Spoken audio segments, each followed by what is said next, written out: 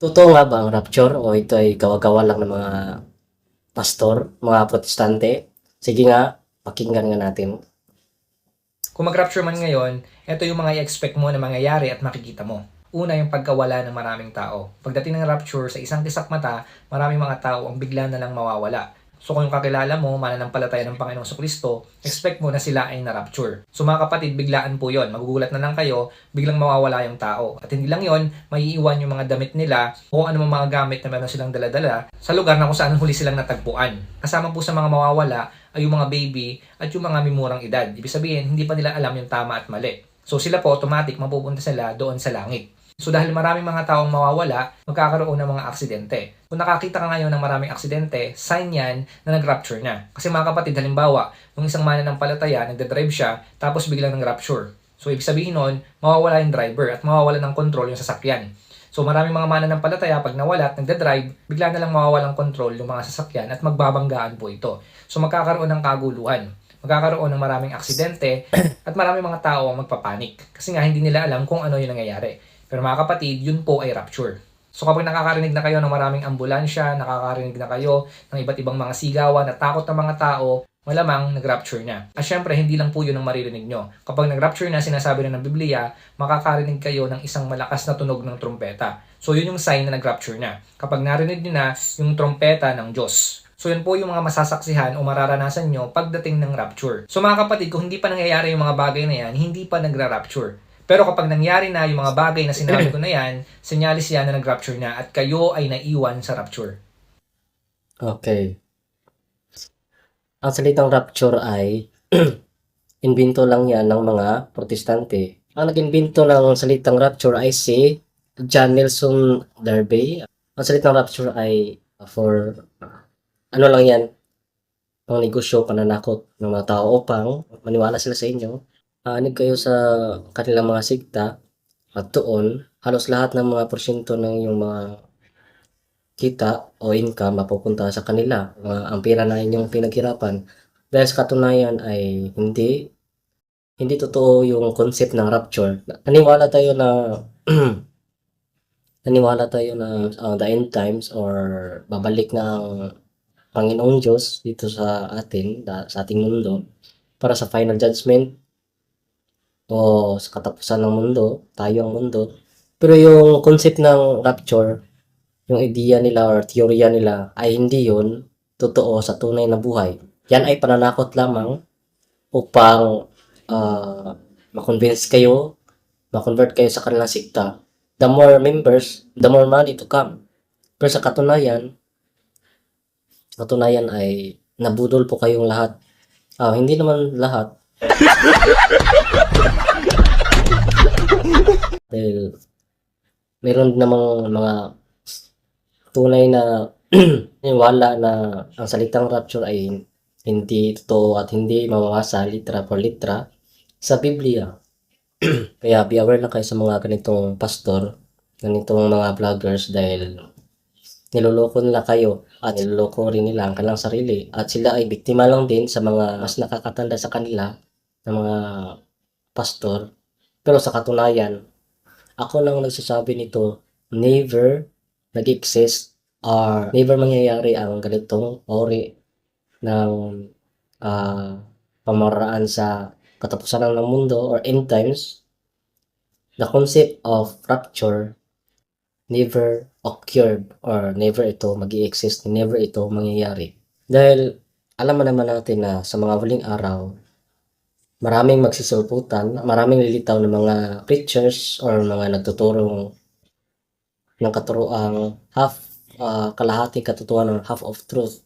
Never nila ituturo ang buong katotohanan. Ginawa nila yan hindi upang para iligtas kayo or para tulungan kayo maligtas ang iyong kaluluwa, kundi para lamang sa kanilang pansariling kapakanan. Try nyo i-comment dyan kung anong mga paniniwala nyo about rapture dahil pwede ko yung gamitan ng filosofiya.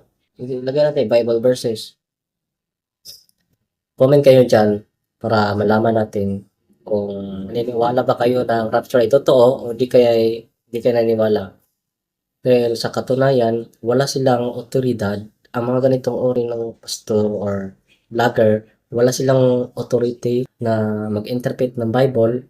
Nag-interpret sila ng Bible ayon sa kanilang pansariling unawa, private interpretations. At isa pa, na-influensyahan sila sa mga mas nakakatanda sa kanila na mga protestante. Mga sumulpot lang din sa mga huling araw, tapos pinapasa-pasa nila ang mga maling turo hanggang sa ngayon. So, aware lang kayo.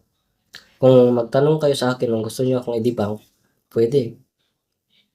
Pwede yan para ipaliwanag ko sa inyo kung ano talaga yung totoo, tunay. Nangyari talaga sa yung nangyari talaga sa realidad. Hindi yung mga fictional deception concept, mga hindi nangyayari. At talaga naman, yung tunay na interpretasyon ng katapusan na ng mundo or the second coming of Jesus, pumaparito na ang Panginoong Diyos.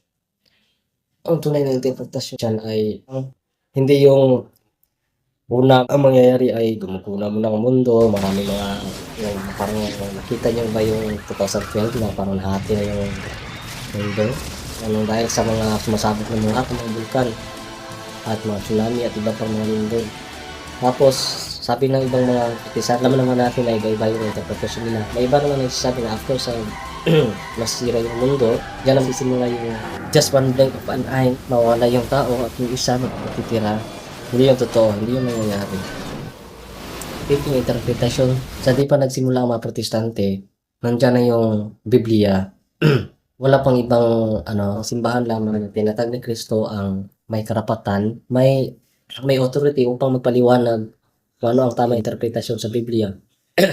Hanggang dumating ang panahon na nag-exist na si Martin Luther, tapos maraming nakasulat sa Biblia, chapter sa Biblia na hindi siya agree, kaya binawasan niya ng 7 books.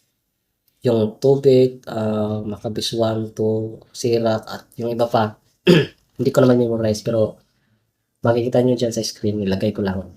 Hanggang sa maabot ang panahon na yung kagagawan or katarantuduhan ni Martin Luther, imbis na ayusin niya yung problema ng simbahan, ang ginawa niya ay magprotesta o lumabas sa simbahan.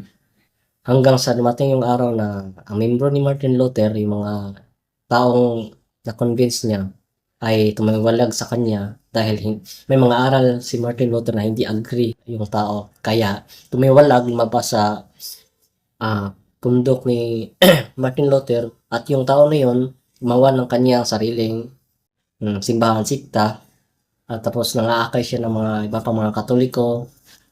Tapos yung ibang mga Katoliko naman sa dumaan ng ilang taon, marami namang nag-disagree sa kanya, tumiwalag na naman, at yung mga tumiwalag tayo ng kanilang sariling sikta gamit ang Biblia, hanggang sa dumating na yung panahon na meron ng teknolohiya upang magkaroon ng kopya ang Bible, disagree sa kanilang mga turo, tumiwalag, gumawa ng another sikta, hanggang sa dumarami na ang mga pastor nagsisungputan ngayon na iba-iba ang unawa ng Biblia.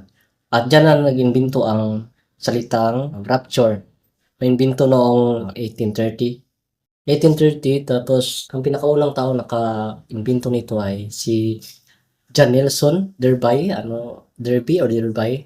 Basta John Nelson yung niya, pangalan. Yun na nga, dyan nagsimula ang salitang rapture, pero sa katunayan, since it was invented, maraming mga pastor na inipredict nilang isang pangyayari na ayon sa kanilang sariling pangunawa, interpretasyon at emosyon. Hindi authority at utak ang ginagamit nila sa pag-predict ng salitang rapture na hindi nag-exist. Emosyon, kaya napipredict nila sa ganitong oras, buwan, taon na mangyayari ang rapture. Pero hanggang ngayon hindi pa rin nangyayari. Kalain mo yung 2012 na movie. Isa yun, inspired yun sa mga mga teorya, concept ng mga pastor. Pero hanggang ngayon hindi pa rin nawawasak ang mundo. Dahil yung ibang pastor, yung interpretation nila ng rapture ay una, halos mawawasak muna ang mundo or ang planet Earth. Yung ginagalawan natin ngayon. Tapos, pangalawa, dyan na magsimula yung sa isang iglap lang ng mata, wala yung tao, tapos yung isa may iwan. Di ba yung mag-i-exist? Tandaan nyo to, ako ang nagsasabi. I am confidently sabi nito na ang rapture ay maling turo. Ito ay anti-katolikong paniniwala. Ito ay pananakot. Totoo naman na Jesus Christ will come, yung tinatawag nating second coming of the Lord, na para tayo ay hatulan ng naayon sa ating mga gawa. Totoo yun. End times, totoo yan. Totoo yan na nag-exist. Pero, ang tamang interpretation ay tayo yung mundo. Hindi yung wala yung katabi mo dahil nga kinuha na siya ng Panginoon Diyos. Tapos tayo naiwan. Tayo yung mga kasalanan. Tayo yung hahatulan pa ng Diyos or di kaya mamamatay sa torture. Ang Antichrist na ibig sabihin ay yung mga taong wala sa kaban ng Panginoong Diyos. For example, maraming uri ng Antichrist. For example, yung literal. Pangalawa, yung mga sikta na kinakalaban ng simbahan ng Panginoong Diyos. Pinagkumpitisyaan nila ito. Yan yung isa sa mga Antichrist. At marami pang iba.